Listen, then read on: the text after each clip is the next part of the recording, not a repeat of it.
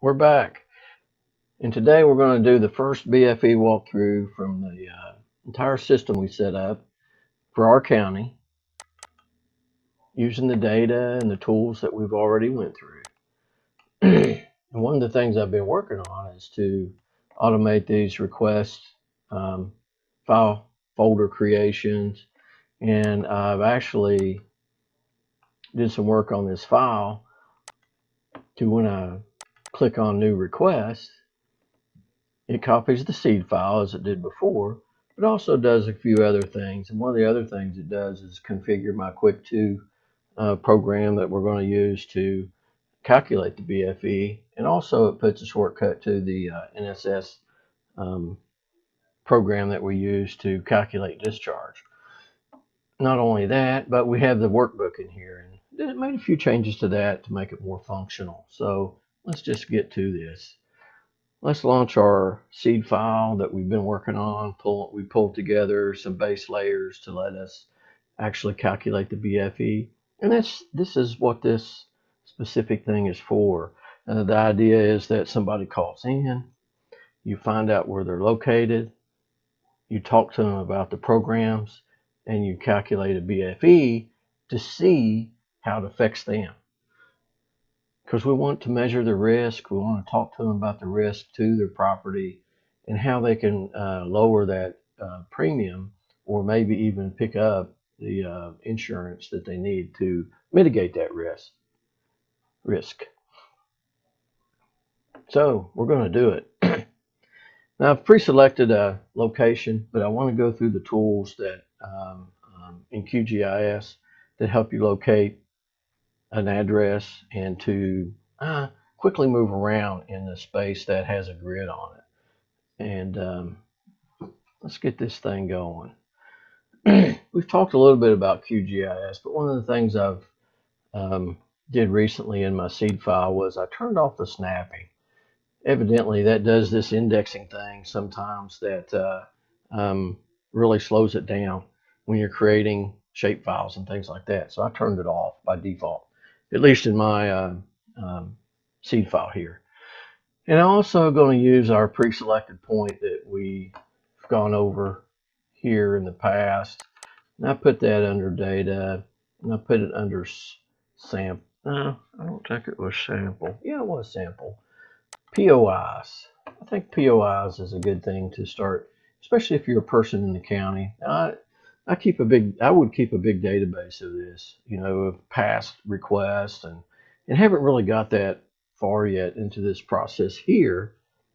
But I would want to keep a file or a database of every request that I've ever done, or point of interest. And that's why I named that POI, because it's a point of interest. If I was a local floodplain manager, I would definitely be keeping topical points of interest that are related to someplace on the ground, just to be able to manage. You're managing space, and this is the space we're managing in this example. POIs, do it. So if we go to this request, a couple of the tools that I want to make sure that you know of. Basically, these are coordinate tools. I use the profile tool. We've kind of went over that in the past. The lat and lon tools is pretty nice. It gives me this ability to enter a latitude and longitude and zoom to it. I like that a lot. And then the geocoding tool does this, not only geocoding, which lets me type in an address and then find a point, but it also does a reverse geocoding, which lets me click on a place and it calculates an address. That address is a geocoded address from Google. So, but it's really a nice capability to have, and I like those tools. And those are, you can go into your plugins. I haven't downloaded any custom plugins for QGIS. These are all available, and you can see them here. Let me go to the ones that it says just installed. Pretty much these are all there, and some of these were already turned on by default. But the ones I turned this one on, the geocoding, the lat and lon tools, turned on the meta search catalog, and I'm using the profile tool. So those are pretty nice to have.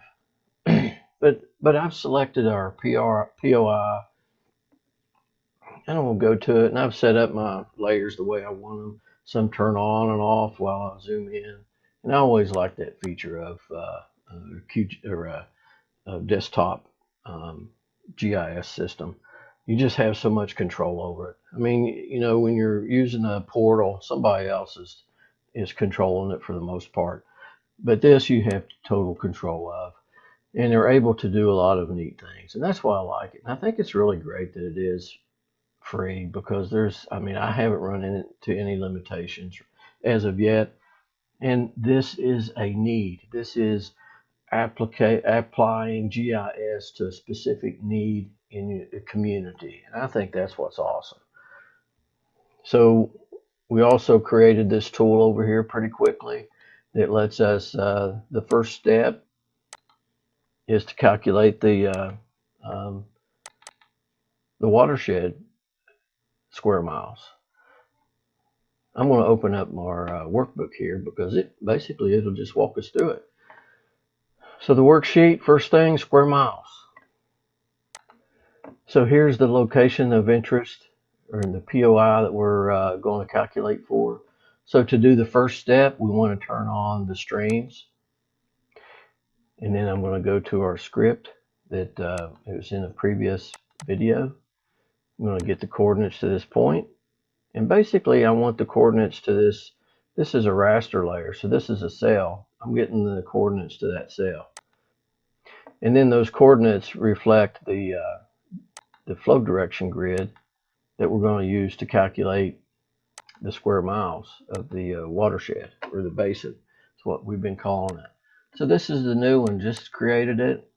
I'm going to save it as a shape file called basin in my request folder. I'm going to run it. Oh, look how quick this is. Immediately know how big the watershed is. Immediately know how big the problem is. Here's the basin. It's in my folder now. It's on record. I'm going to load my style. What I like about the style is turned on the label for this particular tool actually calculates the square miles. So that's pretty important, and it actually saves a lot of time. Combines a number of steps. But this isn't a video about this tool. This is about using all these tools and calculating the BFE. So look how quick that is. 0.62 square miles. Got it.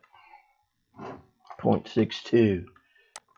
Upstream and downstream elevations now. That's what's next. So I'm going to go ahead and turn this off.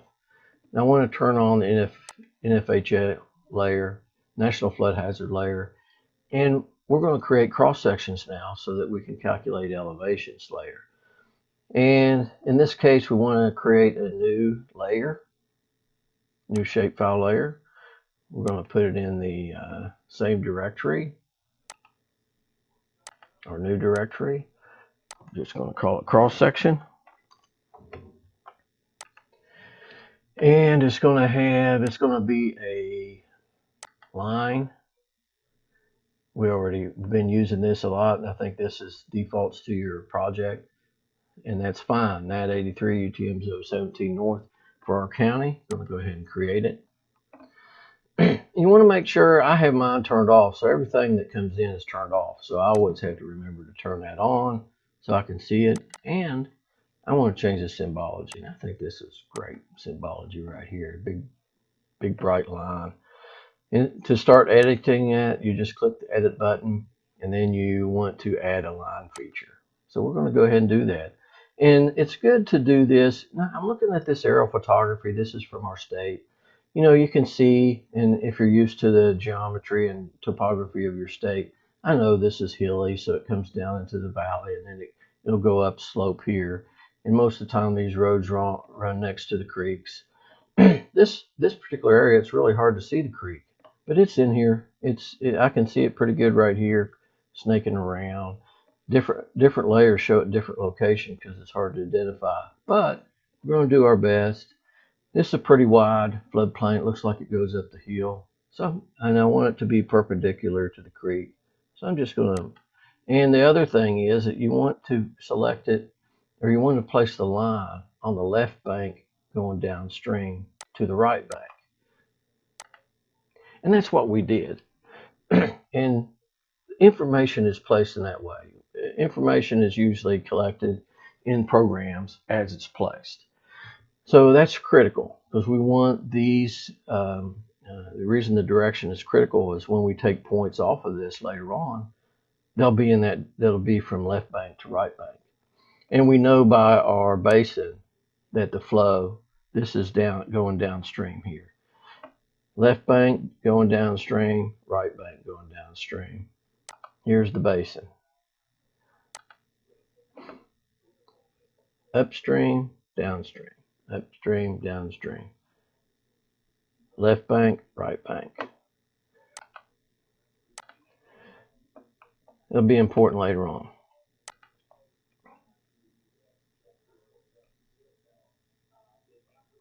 Okay, so we got our downstream cross section.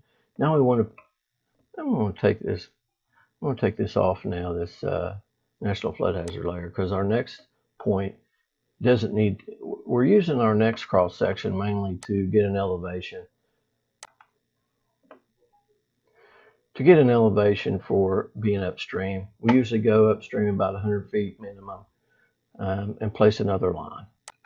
And it just needs to be across the creek. And we can see the creek a little bit better now. See, it comes snaking through here, going through the trees. This leaves off aerial photography, which is very important to our state. I'm going to place that same way, left to right bank. New cross section. And I'm going to make sure I save this. So basically, we're done with the cross sections. And if I go back to our worksheet, we're doing upstream and downstream elevations. Now these points come from the tool, the profile tool. I'm going to select the elevation layer. It doesn't have to be turned on to use. I'm going to add that as one of the layers that I'm getting elevations from. And then I'm going to select a polyline. And to select that polyline, I have to make sure it's selected over here. So once I click on that, it'll highlight, and look, I can scroll through that thing just to see elevations and distances as I move across the profile. I think it's so cool. So here's our downstream elevation, 687.5. It's down here on the left when I move it over here. 687.5. Type that in. Downstream. 687.5. Go back, select this one. Lowest point, 691.5.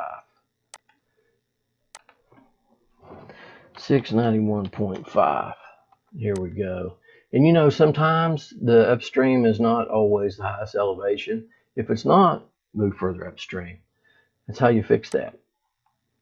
Because now you're done with this for now, and you want to measure the distance along the creek. We need this line to be measured in feet. So all this has already been set up. We made sure of that when we were doing the rest of the videos. So now I'm just going to go along the creek where it looks to be and measure that distance, 320 feet. 320 feet. So there we go. We got the slope. And that's awesome. So this is what we did. This is setting up the file. This is extracting information and practical application of pulling GIS data and using it. It's pretty exciting. Now we're going to see what the left and right bank Manning's and values are by another layer that we had pre-established. That layer is the Manning's in layer. And so this is pretty big. And then, you know, the reason I set this up transparent is so I could see the aerial photography underneath. Because for all practical purposes, it's a guide. I'm looking for the left and right bank value from this Manning's inland cover value layer that we created. So I'm going to highlight that, go to my information screen, and look, this is all in the green is the forested area, and it comes this way. And if I click on the green area, its value is 0.1. This is indicating a developed area. And it's that way because I know the land cover data sets. I've used these things for a long time, and I made the values reflect some of the historical color values that's in typical land cover data sets. So this is a developed area. It says it's 0.5. And then if I clicked on this other area, it says it's 0.4. So this is kind of like hay and grassy areas based on my knowledge. So this developed area is probably being picked up by the road, but I'm going to use 0.1 and 0.04 for the left and right banks. We've already indicated that we use 0.04 as a standard for our stream, and it's already there. So we never really changed that. It works well. No use to change it. Most of these are like classifications that are done by different people, and different people might pick different values. But that's the process. That's the process. Even if I was a hydrologist doing this, they may pick something different. But that's the process. And the other process is that we're documenting it. If somebody questions something, hey, here's what I used. This is how come the answers are what they are. So next we're going to do the stream statistics, because we pretty much got all this good information already. Now all we have to do is run the NSS program to find out our peak flow for the 1% annual chance or 100 year. So let's do that. That's in our directory. This is our request directory. We're going to launch the NSS program. I've been practicing it. I'm going to delete the old one, and I'm going to make sure I have my state selected. I'm going to pick new. And I know these values in my county because they never change. Western Plateau. Now they may change if there's a new study, and this is the study. And we know this is the study we're using. But we're going to pick Western peak flow. We know it's always region 4 nationally. And then we want to put our square miles in there. Like I mentioned before, all these are different. This might look different in your state, but in West Virginia, this is what it looks like. I'm going to type in 0.62 into this drainage area square miles, 0.62, which is a pretty small watershed, by the way. And the discharge shouldn't be all that great. So we're going to hit OK. And then the results are depicted here. This actually saves files and does a lot of different things, but I never fool with it. What I do to keep a record of it is I print screen and I save that to my directory because it's part of my calculations, and I keep all my records in that folder. So this is the NSS results. Saved as a graphic. And the result is 404. So this is 404. Oh my gosh, look, all we got left to do is calculate and use Quick 2. Pretty quick. Okay, so how we do that? The way we do that is use the downstream cross section, use the profile tool again. Now we did it before, capturing numbers and just by writing them down and jotting them down as upstream and downstream in the lowest point of the profile. But now we're going to capture them, the whole cross section here for the downstream one. Basically very similar to what we did before, because this is it, except this time we're going to go to this table of information and copy to clipboard. Now when we do this, if you're setting things up, you need to make sure that these distances, this is numerical work. You need to make sure all your processes come out, because one of the first things I did when evaluating this process was make sure that I was getting things in the right value format. These are in feet. These are in feet. So that's important. But we've already set that up, so we know it's correct. So I'm going to go ahead. I copied the values. I'm going to open up the spreadsheet where I put my cross section. I'm just going to paste it right in there, because most of this is just pre-staging stuff and pre-working things out, so you don't do it every time. You use this every time. So this is it. This is the cross section. And in my worksheet here, in my cross section, I set up some other values, some tools over here to assist, just to evaluate these heights and distances. This is slope, because why this is important, and we'll show an example of that later on, is that you might, Quick 2 only handles 40 points. So if there's more points, we'll have to delete them. And how do you delete them? Well, if they all have the same rounded off elevation, you only need to keep a few, so you can delete some that are the same. So these are rounded to a foot to assist in that. And then if they're on the same slope, this is a pretty small cross section, and it looks like they're all kind of very pretty good. But if they were all on the same slope, you could delete some of those too. But that'll become an issue later on. Right now, what we want to do is to take that information and create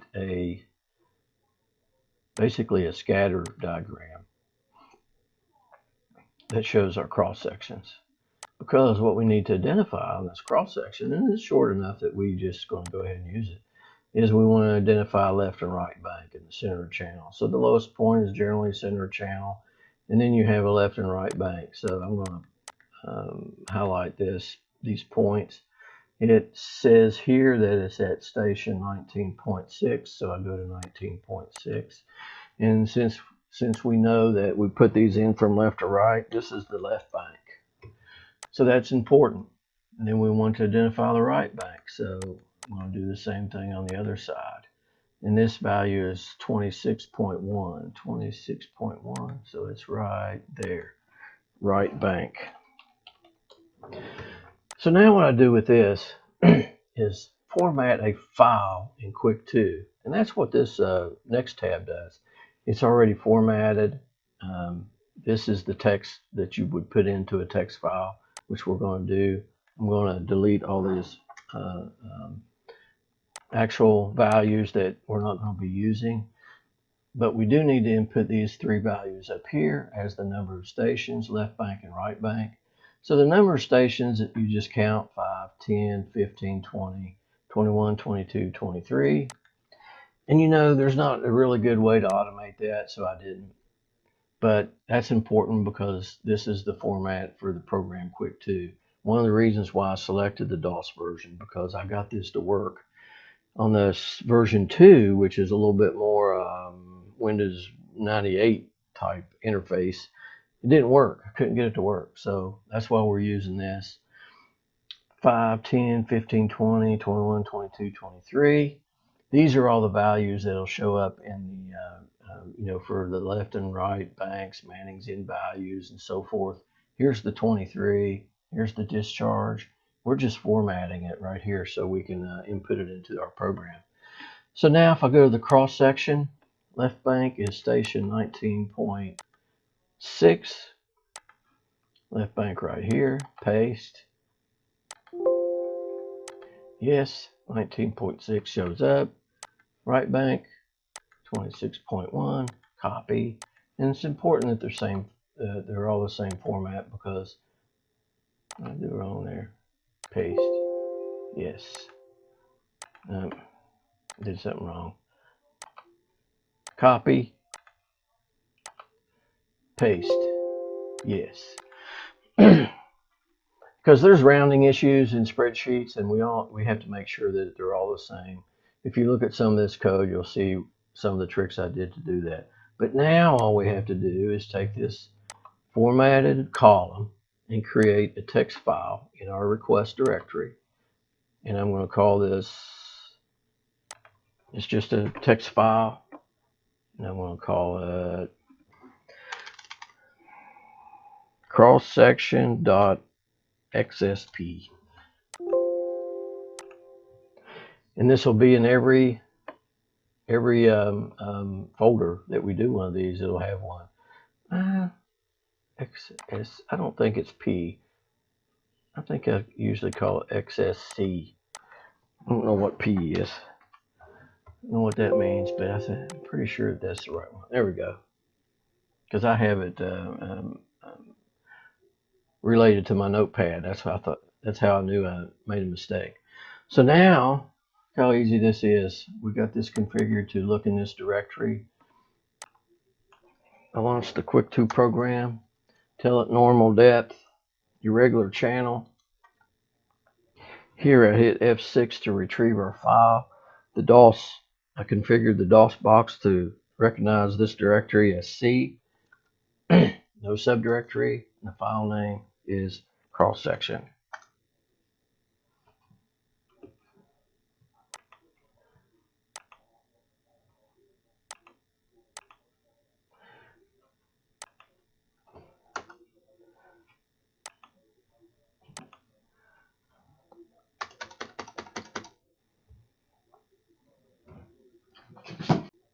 Okay, so I got this far and I was having trouble. And it's kind of funny because I forgot to put the information in the file. So we have to copy this. We have to go to our directory where we put the file. We have to open it up and paste it in there. It's important. And once you do that, save it. And then when you launch Quick 2 to bring the file in, it should work. I might have to relaunch that. Let me do that real quick.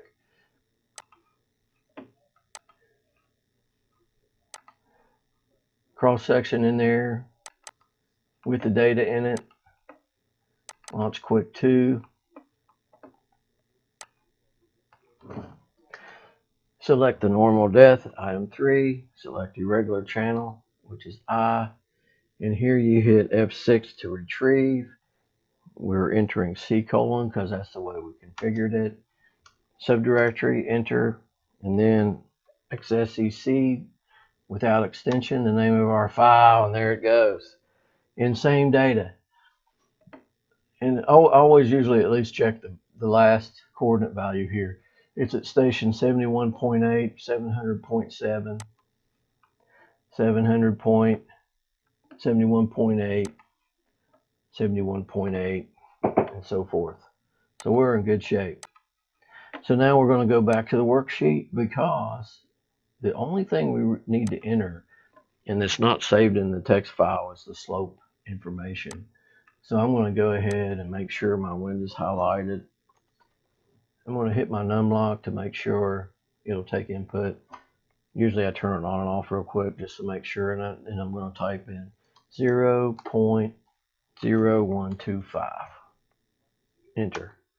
To begin calculations. See, here's my values. This pulled the values that from the file, and it set up everything but the slope. So I just now entered it, and now I have to calculate it. Okay, so here we go. Here's the results in this window portion right here. It even tells us how deep it is.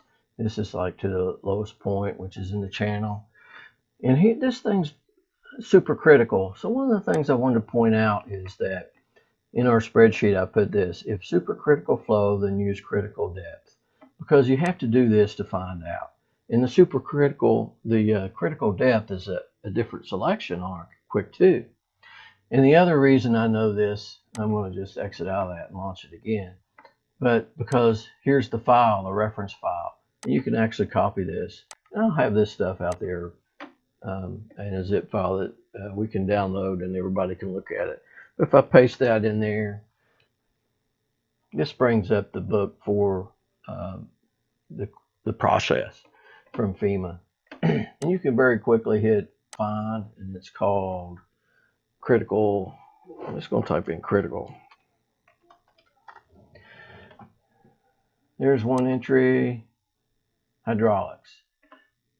After normal depth has been computed, flow conditions should be analyzed. If flow is classified as subcritical, normal depth is greater than critical depth.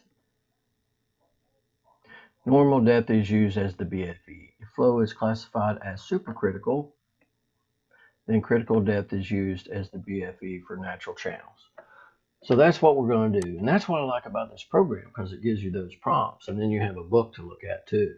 So that's pretty handy. So now we're going to go back to our folder and just do it all again. We're going to launch Quick 2. Enter and see here, normal depth 3, critical depth 1. So this time I want to use 1. Same thing here, irregular channel. Bring in the same file, the same way, except this time we're going to get the results that we want. Slope, 0.0125. Enter, enter. Flow type critical, water surface elevation, which is also the BFE 692.18. 692.18. In the flow, critical. What causes the critical flow is the slope. This is a pretty steep slope, so that's why we got critical base flood elevation in flow, which also the steepness of all the values in doing these calculations, the slope is the most important. So now what we're going to do is capture these results again, print screen, save in our request folder. I usually just call it quick 2.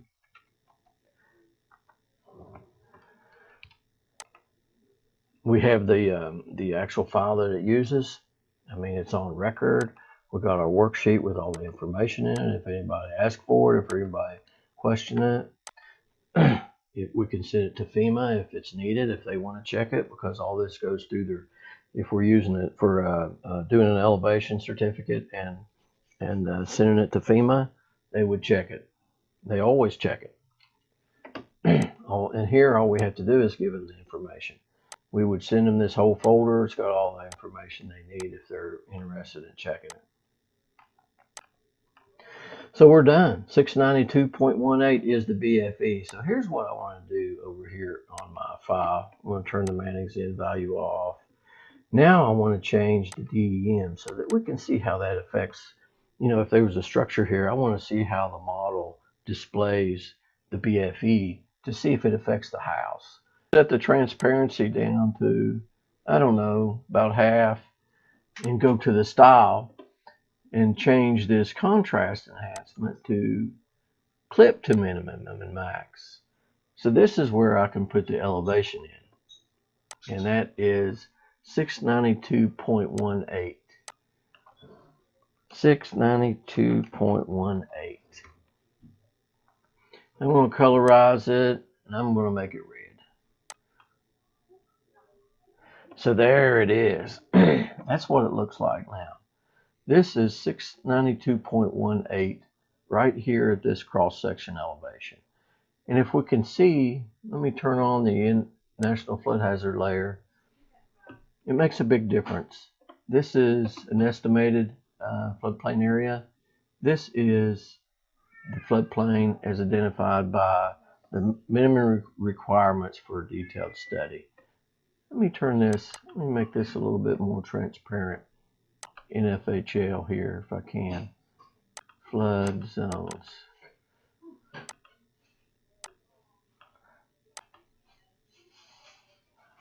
There we go. So now we're done. 692.18. This is the first BFE we've calculated. And if you stay tuned, I'll show you some more tricks. I think next time I'm going to use this same example, and we're going to calculate a floodway based on this example. Thank you and have a good day.